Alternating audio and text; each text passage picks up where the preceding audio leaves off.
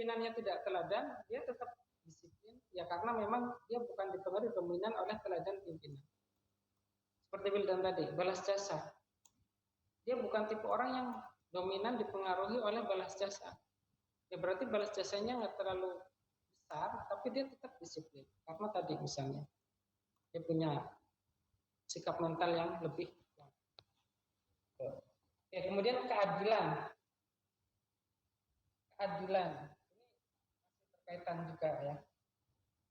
Jadi kalau keadilan di sini, persepsi dari seorang pegawai di situ terhadap aturan yang ada, terhadap kebijakan yang ada dan sebagainya, ya dominan itu melihat atau menitik beratkan segala sesuatu, khususnya berkaitan dengan disiplin, itu dari sisi keadilan.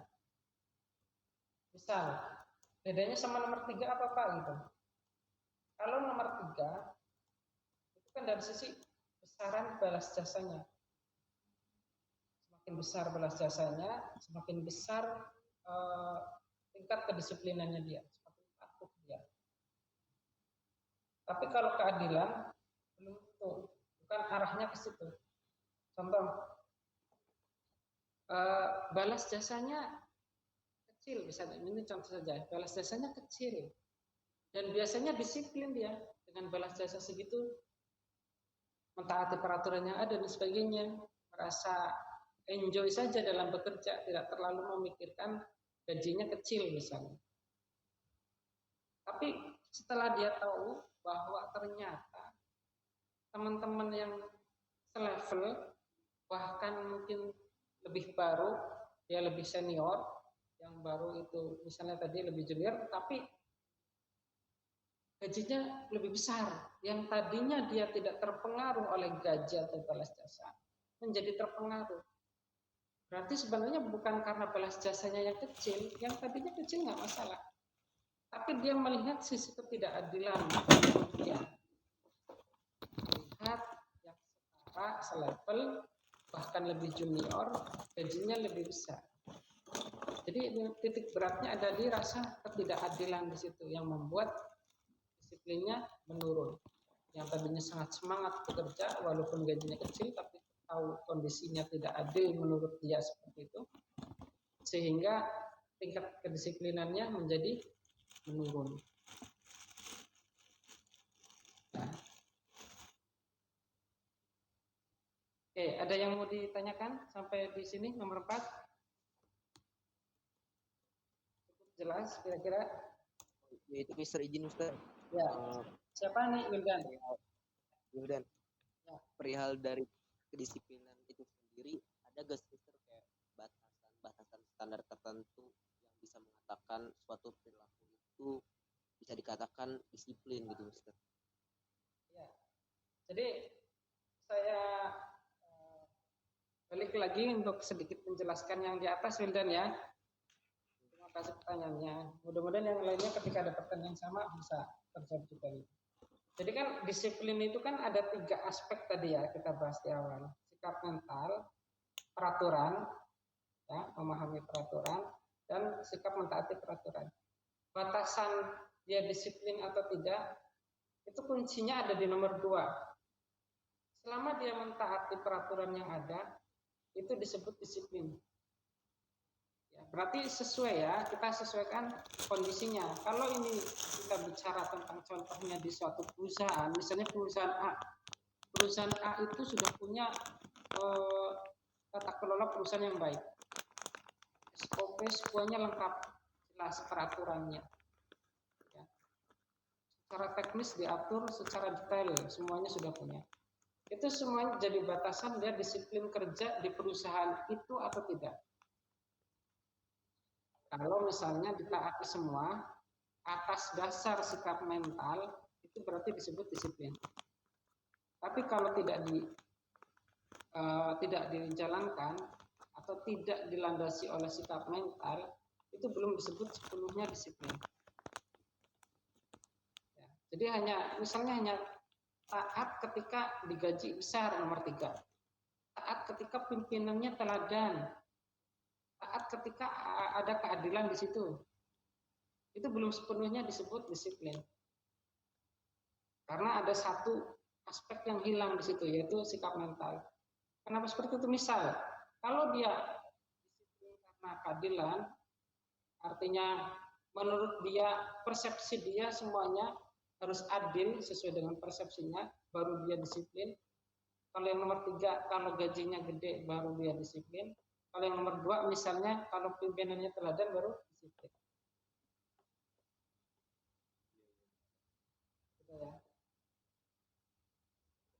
Patokannya mental, perilaku, pemahaman. Mental juga, Mister. Iya, makanya yang paling kelihatan pertama, bisa kelihatan batasannya itu adalah di peraturan. Sejauh mana peraturan yang mentaatinya. Tapi yang nggak kelihatan ini adalah yang sikap mentalnya itu. Kan ada mentaati tapi tidak berdasarkan sikap mental, gitu kan? Oh, iya. Misalnya kalau nanti Wildan jadi pimpinan, paham tentang ini. Misalnya Wildan menyampaikan ke bawahan, saya tidak butuh orang yang hanya sekedar taat dan patuh terhadap aturan yang ada.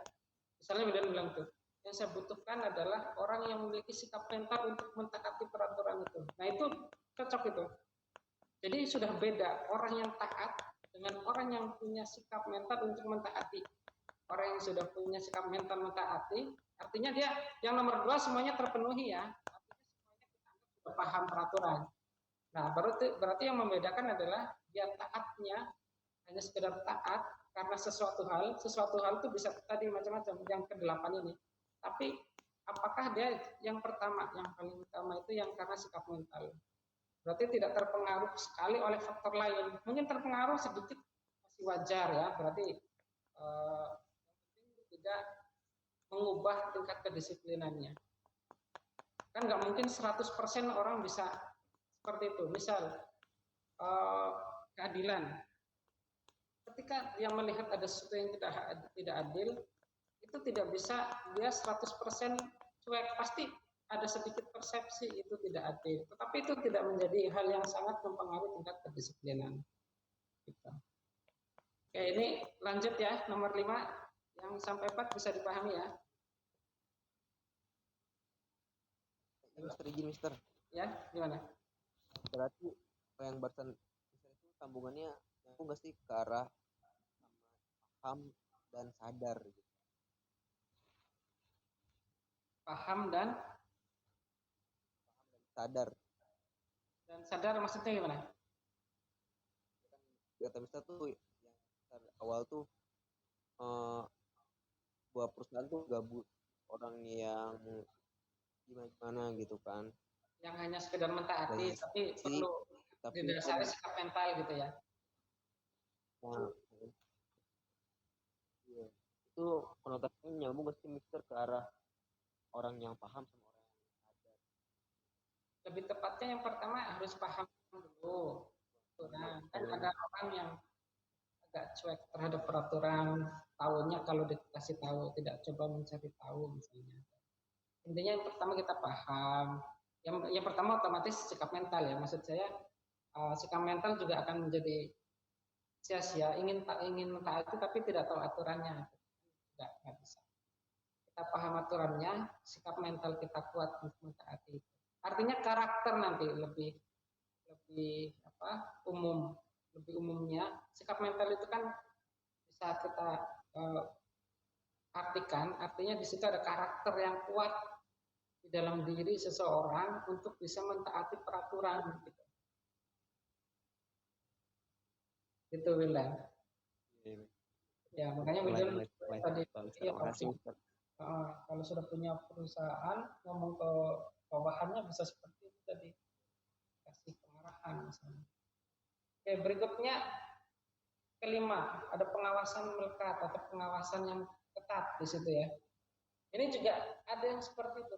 Jadi seorang pegawai disiplinnya sangat tinggi, bagus, misalnya ya. Tapi dia dominan dipengaruhi oleh pengawasan. Jadi sikap mentaatinya tinggi maksud saya. Ya. Jadi sikap mentaatinya itu tinggi. dia ada peraturan apa, ada tugas apa, dia kerjakan, dia selesaikan dengan baik. Tapi ada tapinya, ada pengawasan yang melekat, pengawasan yang ketat, baru dia melakukan itu. Tapi kalau tidak diawasi, hilang tadi, artinya disiplinnya menurun. Oh, pimpinan, oh nggak ada teman, oh nggak ada yang lainnya di kantor nih, bisa melakukan lain lah gitu. Apalagi misalnya pekerjaannya tidak sedang yang overload sekali gitu misalnya, sedang biasa saja, nanti saya kerjakan juga selesai gitu misalnya. Artinya ada niatan untuk menunda dan sebagainya gitu. Disiplin dari awal dipengaruhi oleh pengawasan. Tapi kalau diawasi dia langsung kelihatan baik dan sebagainya.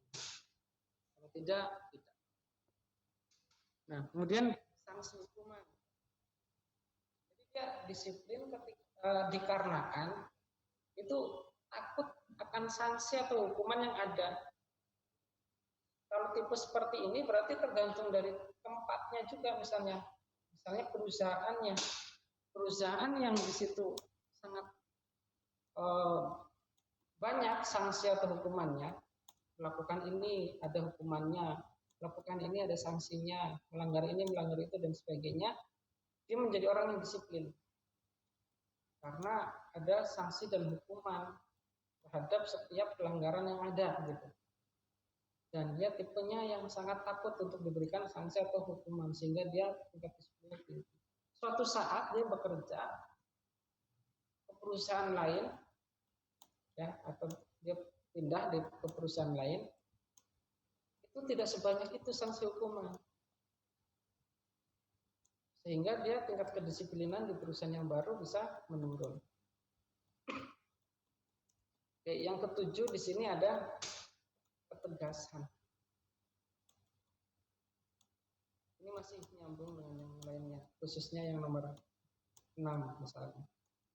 Ada sanksi, ada hukuman, banyak, tapi tidak tegas. Nah, ini juga jadi masalah. Misal ada perusahaan, ada seorang karyawan atau pegawai, tingkat kedisiplinannya sangat dipengaruhi dominan oleh ketegasan dari perusahaan. Ada banyak sanksi tapi tidak tegas, maka tingkat kedisiplinnya bisa menurun. Ada sanksi, ada hukuman dan tegas. Jika melanggar ini langsung, kan ada perusahaan yang ada sanksi atau hukuman tapi tidak tegas. Tidak tegas misalnya terkadang dihukum, terkadang tidak. Misalnya tidak tegas lagi ke pejabat tertentu tidak dihukum, walaupun aturannya harusnya berlaku untuk semua, tapi untuk bawahan dihukum. Itu juga nanti ada hubungannya dengan ketidakadilan. Nanti akan dilihat oleh seseorang bahwa itu tidak adil. Dan itu juga mengandung unsur ketidaktegasan di situ. Artinya akan membalansi. Misalnya karena rasa tidak enak. Misal saya sudah kenal dekat dengan atasan saya, sudah banyak dibantu, sudah banyak ditolong. Ketika saya tidak melakukan kerja dengan baik, tidak disiplin, tidak tercapai targetnya dan sebagainya, saya merasa nggak enak. Saya harus disiplin, harus baik, dan sampai membuat dia kecewa dan sebagainya, itu hubungan dengan saya. Jadi ini kedelapan indikator yang bisa mempengaruhi tingkat kedisiplinan, bisa meningkatkan, bisa menurunkan. Semakin kuat tujuan dan kemampuan, semakin rasional, semakin konkret, semakin jelas, maka meningkat. Kalau tidak, menurun. Perusahaan, karena keteladanan pimpinan misalnya, berarti semakin banyak pimpinan-pimpinan yang teladan, maka bawahannya banyak yang tinggi tingkat kedisiplinannya. Tapi di perusahaan yang tingkat teladan pimpinannya rendah, banyak pimpinan yang tidak teladan, maka akan menurun. Nah, ini kan mempengaruhi sekali. Kalau satu dua mungkin masih ya, tapi kalau sudah banyak karyawan yang menurun tingkat kedisiplinannya kan sudah jadi masalah, bisa goyah nanti perusahaan. Kemudian balas jasa, berarti kenapa bisa meningkatkan, bisa menurunkan, itu kalau misalnya karena faktor ini berarti semakin tinggi balas jasa semakin tinggi tingkat kedisiplinannya. Kalau tidak berarti sebaliknya. Ketidakadilan juga sama. Waskat, sanksi hukuman, ketegasan dan hukum kemanusiaan juga sama. Ya, faktor utama misalnya yang mempengaruhi adalah ini, berarti ketika ini semua dipenuhi dengan baik, tingkat kedisiplinannya. Jika tidak, maka rendah. Secara umum itu ya 8 indikator yang mempengaruhi tingkat kedisiplinan. Nanti harapannya kalian pas menjawab pertanyaan informatif misalnya itu harus jelas, detail. Baik mulai dari definisi pentingnya ataupun indikator itu bukannya sekedar apa yang tertulis di PowerPoint. Ya. Saya ulangi lagi, tidak hanya sekedar tulisan yang ada di PowerPoint nanti jawabannya, tapi apa yang saya sampaikan ini tadi. Kalian juga bisa menyampaikan sedetail itu. Bahasanya nggak sama persis, contohnya juga tidak sama persis, tapi intinya sama. Saya harapkan seperti itu nanti. Oke, lanjut. Apa ada yang mau didiskusikan? Lanjut dulu.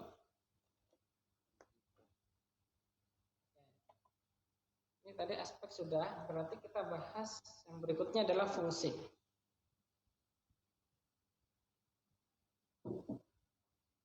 Oke, fungsi disiplin kerja. Yang pertama, menata kehidupan, membuat kehidupan menjadi teratur. Ya, menata kehidupan atau membuat kehidupan menjadi teratur. Kehidupan di lingkungan kerja, kalau misalnya ini adalah disiplin kerja. Disiplin biasa atau disiplin diri ini berarti menata kehidupan kita pribadi ya, kita sesuaikan saja.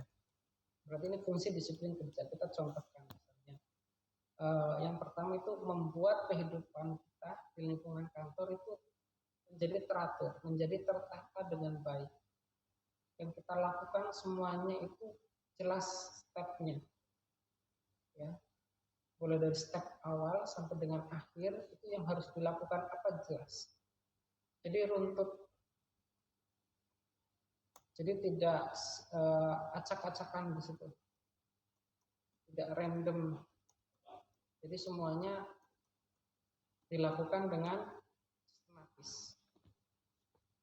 Menata kehidupan. Kenapa seperti itu? Kenapa fungsi yang pertama itu bisa menata kehidupan atau kehidupan kerja kita menjadi teratur? Jelas, karena orang yang disiplin di sini sudah memahami aturan yang ada di perusahaan. Aturan perusahaan itu misal ya khususnya ya yang berkaitan dengan pekerjaannya dia. Yang harus dia lakukan apa? Step yang harus dia jalankan apa saja untuk mencapai tujuan, semuanya dia bisa pahami dengan baik. Berarti yang harus kita lakukan salah satu yang penting paham. Otomatis dengan catatan kita memang sudah memiliki sikap mental untuk disiplin gitu ya. Yang berikutnya kita paham.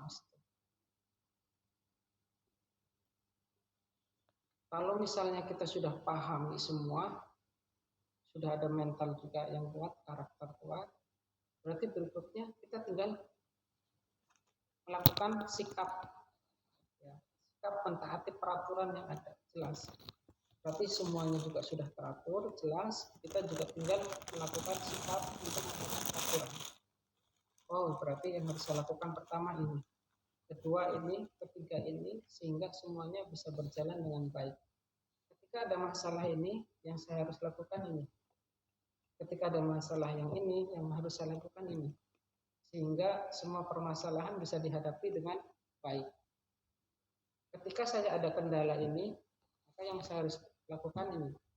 Ketika kendalanya seperti ini, yang saya harus lakukan seperti ini. Jadi bukan hanya sekedar semuanya flat seperti itu saja, tapi semua hal ketika ada hambatan, ada masalah, ada apa, itu semuanya bisa dilakukan dengan baik, sistematis, tertata gitu. Kalau kita disiplin, karena kita sudah tahu, sudah paham semua aturan yang ada. Ya, sudah mengantisipasi semua yang sudah diprediksikan di awal. Ya, karena kita orang yang disiplin ini, selain peraturan itu, kita juga sudah punya tujuan yang jelas di situ di dalam sikap mental kita. Ya. Oke, yang kedua di sini kita akan membahas mengenai membangun kepribadian.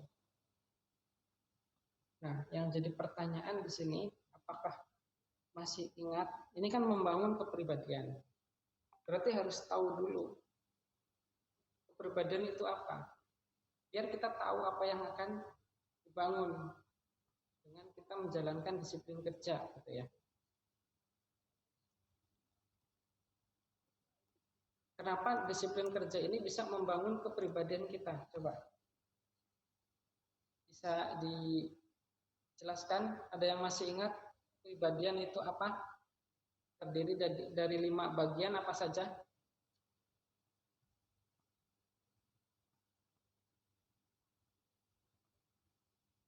Saya di pertemuan pertama kalau salah sudah menyampaikan ini.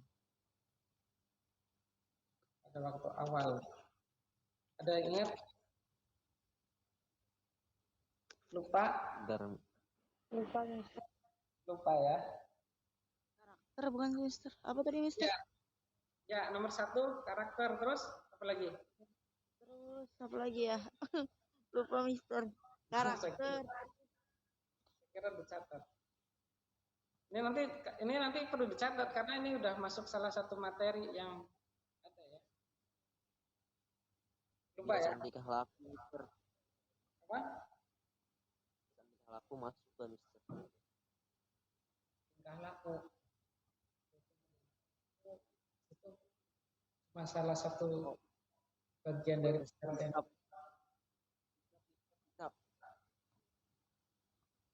Sikap. Bukan, kalau yang sikap ini bukan masuk ke 5 bagian. Yang 5 bagian itu yang pertama ini dicatat ya. Dicatat nanti jangan sampai lupa lagi. Karena ini bukan hanya sekedar sub materi di sini. Tapi itu menjadi main materi atau materi utama yang seharusnya kita paham sekali karena dasar fondasi kita untuk bisa mempelajari pengembangan diri dan juga etika profesi. Oke, yang pertama kepribadian itu ketika dibagi menjadi 5 bagian ya, kepribadian itu dibagi menjadi 5 bagian. Yang pertama karakter. Tadi sudah disebutkan ya, karakter. Jadi kepribadian berarti orang awam memahami kepribadian itu karakter. Betul nggak? Betul, tapi tidak sepenuhnya. Karena karakter itu hanya 1 dari 5, gitu ya, yang ingin saya tekankan seperti itu. Berarti kepribadian itu karakter dong. Iya, tapi tidak sepenuhnya, gitu ya. Hanya salah satu bagian dari kepribadian, gitu. Itu karakter. Yang kedua adalah intelektual. Karakter. Yang kedua adalah intelektual. Ini saya sebutkan dulu nanti baru. Yang ketiga itu ada emosi. Yang keempat ada sosial. Yang kelima ada fisik atau penampilan. Ini siapa yang ngetik ini kenceng banget suaranya. Di dulu ya. Iya Dan. Maaf. Ngetiknya kayak ini, ngebetok HP. Itu pakai jari tangan apa diinjek? Jari. Pakai jempol mister, jempol kaki. Iya kayaknya. Oke, canda Wildan ya. Oke, ini kita bahas karakter. Apa karakter itu? Ya, misal sikap jujur atau kejujuran itu salah satu karakter yang dimiliki seorang. Semua orang bisa jujur nggak misalnya? Ya bisa dikatakan bisa, tetapi tingkatnya yang berbeda-beda. Ada yang sangat jujur, ada yang cukup jujur misalnya, ada yang sangat tidak jujur. Sangat tidak jujur ya mungkin jujurnya hanya sedikit sekali. Terus rajin atau tidak. Kemudian misalnya karakter termasuk disiplin di dalamnya. Tapi kalau disiplin kan sudah ada gabungan di situ beberapa. Kemudian ada karakter seorang, misalnya gigih atau tidak, itu karakter. Artinya mudah menyerah atau tidak, gitu ya. Dan karakter-karakter ini dimiliki setiap individu dan perlu untuk dilihat terlebih dahulu sebelum dibangun.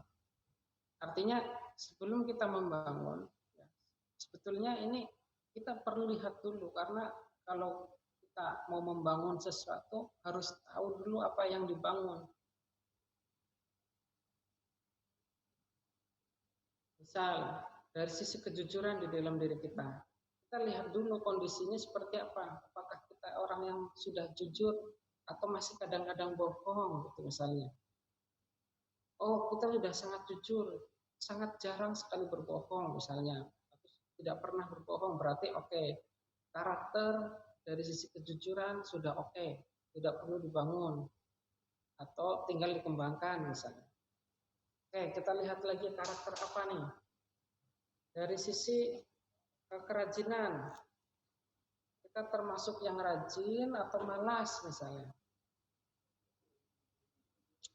Kita termasuk orang yang konsisten atau tidak, gitu. Kita punya tujuan. Semua orang punya mimpi, punya keinginan.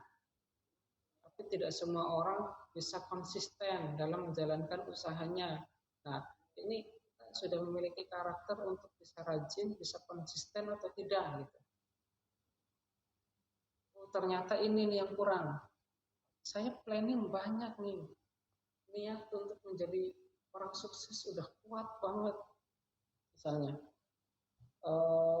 Kemudian saya juga udah banyak melakukan usaha untuk bisa sukses, untuk sesuai dengan yang saya inginkan, sesuai dengan yang saya harapkan, sesuai dengan yang sudah saya rencanakan misalnya. Oke, berarti apa saja usahanya diceritakan ini. Ternyata setelah kita cek lagi ke dalam diri kita, kok masih seperti ada yang kurang. Oh, ternyata saya kurang konsisten, kurang gigih, ya, masih mudah menyerah misalnya. Berarti oh, ini karakter yang harus saya bangun. Nah, nanti mungkin akan ketemu beberapa karakter yang sudah baik tinggal dikembangkan, dan beberapa karakter di dalam diri kita yang masih kurang dan perlu dibangun. Nah, barulah kita ketahui, oh berarti di dalam kepribadian saya dari sisi karakter yang harus saya bangun adalah A, B, C misalnya. Dengan cara seperti apa gitu. Karakter ini kan suatu kebiasaan. Ini kan tadi pertanyaan, dengan cara seperti apa berarti membangunnya gitu. Nah, makanya saya jelaskan di sini, karakter itu kan salah satu buah dari habit atau kebiasaan yang terpola setiap hari yang dilakukan, apa itu akan membentuk suatu habit, dan habit nanti bisa menjadi salah satunya karakter.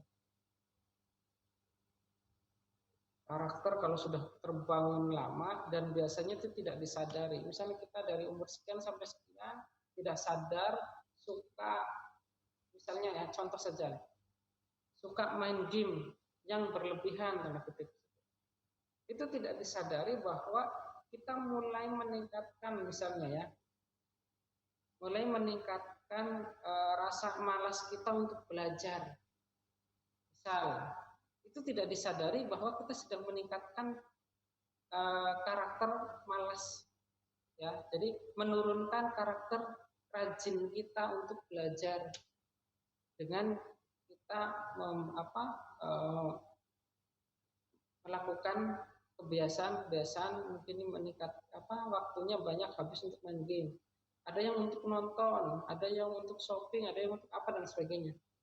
Jadi banyak orang tidak menyadari sedang membangun kebiasaan negatif, sedang menurunkan kebiasaan positif, itu tidak disadari. Kenapa kebanyakan tidak disadari? Karena yang dia lakukan itu menyenangkan. gitu. Negatif itu menyenangkan, yang positif itu tidak menyenangkan. Jadi orang wajar gitu ya, tapi jangan sampai kita terlalu terbawa lebih dalam. Orang wajar punya keinginan untuk melakukan yang dia senangi. Tetapi kalau kita sudah kuat untuk diri kita punya tujuan yang jelas, biasanya hal tersebut bisa terhindarkan. Artinya ketika kita ingin coba, kita ingin mulai melakukan hal yang kita senangi dan itu negatif, kita sadar. Kita sadar di situ bahwa yang kita lakukan, oh, ini menyenangkan, tapi ini tidak banyak berdampak positif terhadap tujuan saya nanti. Tidak terlalu mendukung ke apa yang ingin saya capai. Nah gitu, nanti mulai sadar gitu. Oke, jadi di sini yang kita harus bangun apa? Karakter atau kepribadian kita dari sisi karakter itu semuanya jelas. Ya, jadi cara membangunnya itu tadi. Kita harus bisa mengubah habit, karena yang harus diubah itu bukan langsung karakternya tapi habitnya. Yang membuahkan karakter itu yang harus diubah. Berarti negatif diubah menjadi positif. Yang tadinya tindakan negatif dilakukan setiap hari, kita coba ubah positifnya dari kegiatannya ini apa sih? Nah, kita lakukan. Nah, itu mulai dilakukan per hari, per minggu, per bulan, per tahun, maka itu akan menjadi habit baru. Nanti kita tinggal memetik buah dari habit baru itu yang positif, akan muncul karakter yang positif. Itu untuk yang karakter. Kemudian yang kedua itu adalah intelektual. Intelektual itu contohnya seperti apa? Misalnya, contohnya itu ya ini kita kuliah, salah satunya meningkatkan kepribadian dari sisi intelektual, memperluas wawasan, menambah ilmu dan keterampilan. Ya, itu kepribadian dari sisi intelektual. Hanya itu saja Pak, berarti yang tidak kuliah atau tidak sekolah tidak bisa membangun kepribadian dari sisi intelektual. Ya bisa. Ini kan pendidikan macam-macam, ada pendidikan formal dan non formal. Kita misalnya sedang meningkatkan wawasan dari sisi pendidikan formal. Tapi di luar itu banyak sekali yang bisa dilakukan juga untuk meningkatkan kepribadian dari sisi intelektual. Dengan cara kita belajar secara mandiri, ikut kursus, kemudian belajar dari pengalaman orang lain, ya, dari internet bisa tadi, dari buku yang hard juga bisa, dari manapun itu yang penting bisa menambah pengetahuan kita, menambah wawasan kita. Penting nggak wawasan atau misalnya penting nggak intelektual? Sangat penting. Nanti akan di akhir akan saya jelaskan, biar kalau sudah dijelaskan kelima bagian itu, nanti akan saya jelaskan keterkaitannya. Jadi tidak bisa berdiri sendiri. Ini baru dibahas dua saja, kita bisa langsung kaitkan misalnya. Apa hubungannya karakter dengan intelektual? Semakin tinggi intelektual seseorang, semakin tinggi wawasannya, semakin banyak pengetahuannya, maka dia akan menjadi lebih tahu bagaimana caranya membuat karakter yang tadinya negatif menjadi positif. Kan sudah bagus. Berarti kan berhubungan. Berarti semakin rendahnya intelektual, semakin sulit kita mencari cara untuk bisa membuat kepribadian dari sisi karakter kita yang tadinya negatif menjadi positif, Pak. Iya, betul. Nah, contoh saja. Tadi kita baru tahu, baru menjelaskan, baru dibahas misalnya bagaimana caranya mengubah membangun karakter. Nah, kalau kita nggak tahu caranya, berarti kan kita kurang dari sisi intelektual tadi, berbeda dari sisi intelektual sehingga mempengaruhi juga susah untuk membangun kepribadian dari sisi karakter. Terus hubungannya karakter ke intelektual apa Pak? Jelas juga sama, ada hubungannya kuat. Nah, kalau karakter kita rajin, tidak malas, karakter kita jujur, karakter kita memiliki kegigihan yang tinggi, otomatis itu akan menjadi lebih banyak, ya, akan memperkuat kita dalam membangun kepribadian dari sisi intelektual. Kok bisa Pak? Ya iyalah karena orang yang rajin belajar otomatis akan meningkat. Orang yang rajin kuliah, orang yang rajin misalnya ada sedikit kesempatan bisa ikut kursus, bisa ikut belajar dari manapun dan sebagainya, otomatis orang yang memiliki karakter seperti itu juga akan meningkat kepribadian dari sisi intelektualnya. Ini baru dari 2 saja bisa dihubungkan. Nanti berhubungan juga dengan yang ketiga, keempat, dan yang kelima. Yang ketiga misalnya, emosi. Penting nggak? Penting banget. Bahkan ya semuanya sangat penting. Ini letak pentingnya ingin saya tekankan di sini. Kalau misalnya yang emosi, nanti kita baru hubungkan setelah saya jelaskan. Emosi itu kan ketika orang awam mendengar kata emosi itu biasanya langsung muncul marah. Emosi itu apa? Marah. Betul nggak? Betul, tapi tidak sepenuhnya misalnya. Kenapa seperti itu? Karena marah betul bagian dari emosi, tapi marah itu bukan satu-satunya emosi. Kenapa seperti itu Pak? Iya, karena emosi itu bisa emosi senang, bisa emosi sedih, ya bisa juga emosi marah tadi. Nah, kalau kita bisa mengelola, membangun emosi kita menjadi lebih baik, itu sangat penting, sangat baik sekali untuk bisa mempengaruhi kepribadian dari sisi yang lainnya. Oke, sebelum kita kaitkan, saya ingin jelaskan gini. Misal emosi marah, kalau kita bisa mengendalikan emosi marah, marah itu kok dikendalikan Pak misalnya, terus ditanya balik, marah itu sebenarnya benar nggak? Nggak dijawab.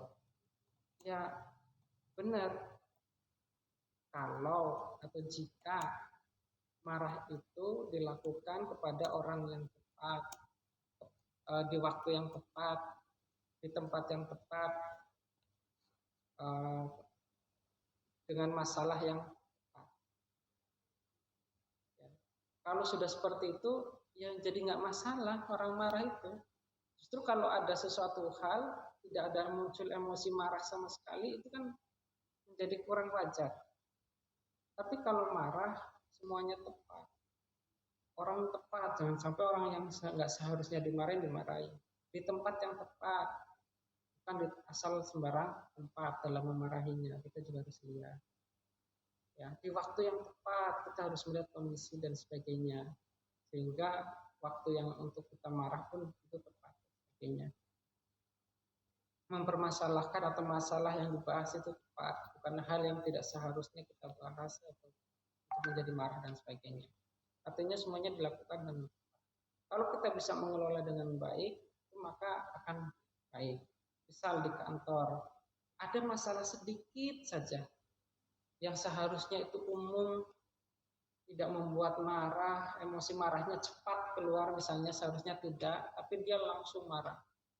Ketika itu dilakukan sering akan mulai mengganggu hubungannya dengan rekan kerja. Bisa dibayangkan apa yang terjadi ketika kita sering ada konflik karena emosi marah kita terlalu mudah muncul dan sebagainya, dan salah marahnya.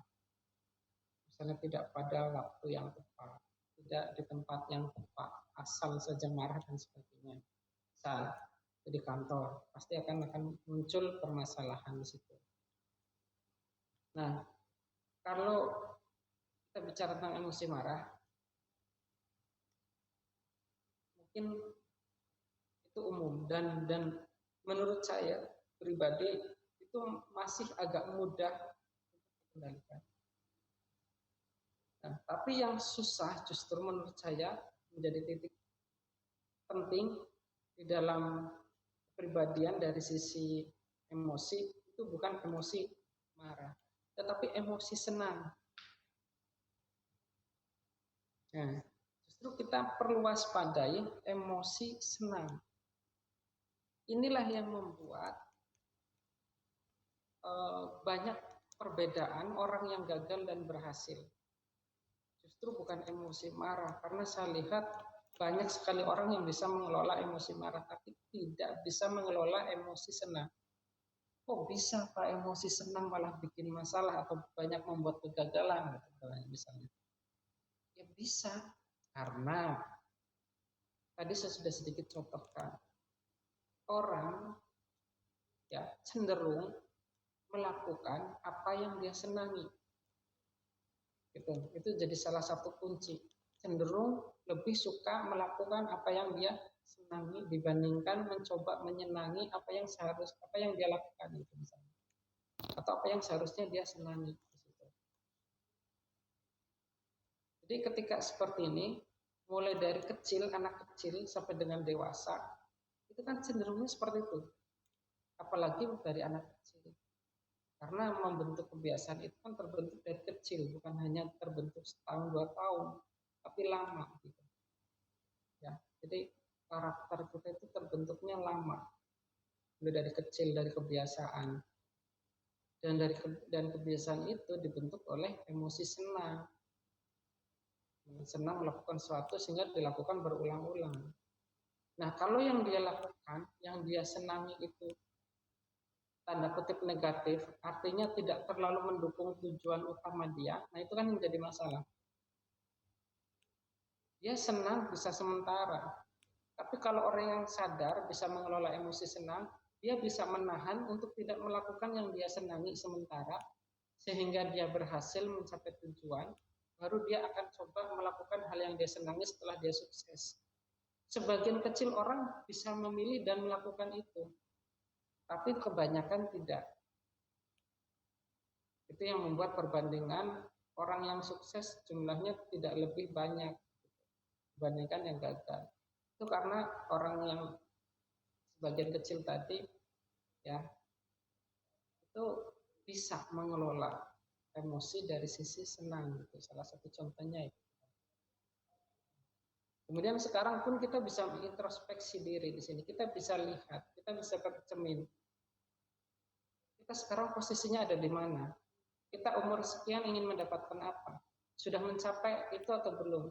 Yang kita lakukan akhir-akhir ini, apakah hal-hal yang kita senangi? Apakah hal-hal yang ingin mencapai tujuan walaupun itu tidak terlalu kita senangi sekarang gitu. Kita bisa melihat lagi ke dalam diri. Kalau kita sudah lihat, kita pahami, kemudian kita bisa kelola itu. Mungkin kelihatannya mungkin susah gitu ya, tapi itu bisa kita lakukan. Nah, nanti akan kembali lagi caranya seperti apa? Caranya membentuk kebiasaan baru, habit.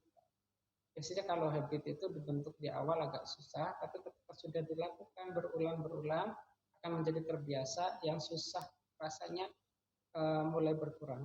Artinya sudah mulai terbiasa untuk bisa membentuk habit baru. Walaupun awalnya tidak disenangi menjadi hal yang bisa dilakukan secara rutin, continue. Gitu. Oke, mungkin sampai 3 ini dulu. Ada yang mau ditanyakan atau tidak? Kita ada bahas 5 kepribadian, nanti tolong dicatat.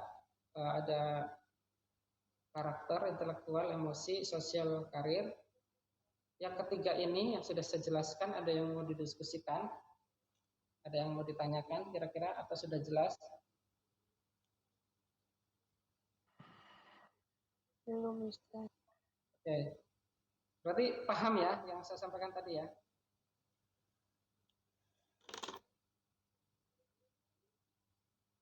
Insya Allah, Mister.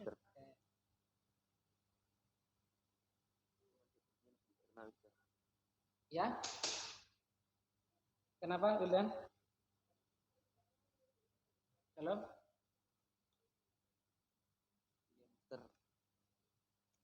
Sedikit masih dicerna. Ya, maksudnya kalau ada yang ingin ditanyakan nggak apa-apa, walaupun mungkin kayaknya saya doang nih yang masih belum paham, nggak apa-apa, jangan pernah mikir seperti itu. Kalau misalnya sendiri belum paham, langsung ditanyakan aja gitu, biar langsung clear di sini. Oke, mungkin kalau itu sampai di sini dulu ya, kalau nggak ada yang mau ditanyakan lagi. Nanti sisa 2 dari 5 itu, biar nanti untuk pertemuan depan saya ulas dulu lagi sedikit yang 3 dan lanjut ke yang 2 ya. Biar nanti ini soalnya agak ini nih, perlu diulang lagi juga sedikit untuk yang 5 bagian kepribadian. Karena saya merasa ini sangat penting untuk dipahami dan menjadi dasar untuk semua. Bukan hanya sekedar di mata kuliah pengembangan kepribadian dan etika profesi, bukan, tapi untuk secara keseluruhan itu sebenarnya dasar untuk diri kita, bagian dasar kita untuk psikologi.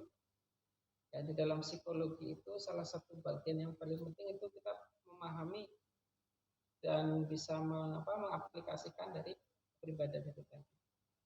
Oke, gimana? Ada yang ingin ditanyakan kira-kira atau dibahas? Kalau tidak ada, mungkin cukup dulu untuk malam ini. Kita lanjutkan di pertemuan berikutnya. Nanti pertemuan berikutnya tolong diingatkan Pak terakhir sedang membahas fungsi disiplin kerja. Di poin kedua ada membangun kepribadian. Kita lagi bahas yang kepribadiannya gitu, yang ada 5 bagian kepribadian, sudah sampai ke yang emosi Pak gitu. Nanti tolong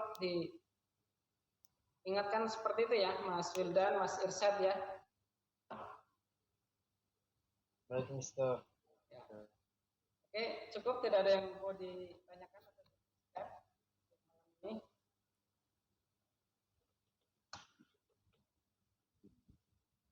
Cukup kira-kira? Sejauh ini belum. Kalau sudah cukup mungkin setelah ini ya.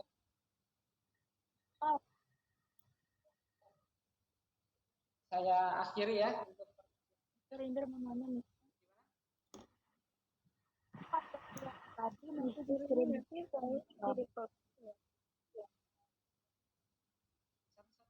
suaranya kurang jelas. Indra mau nanya, tadi materi yang tadi itu dikirimin di grup atau enggak? Oh iya, nggak usah dicatat. Pokoknya kalau yang ada di PowerPoint, PowerPoint-nya dibagi. Yang dicatat itu yang saya jelaskan justru ya. Baik, Mister. Terima kasih. Oke, ya, oke sip. Diingatkan, terima kasih. Ini nanti langsung saya kirim ke grup ya.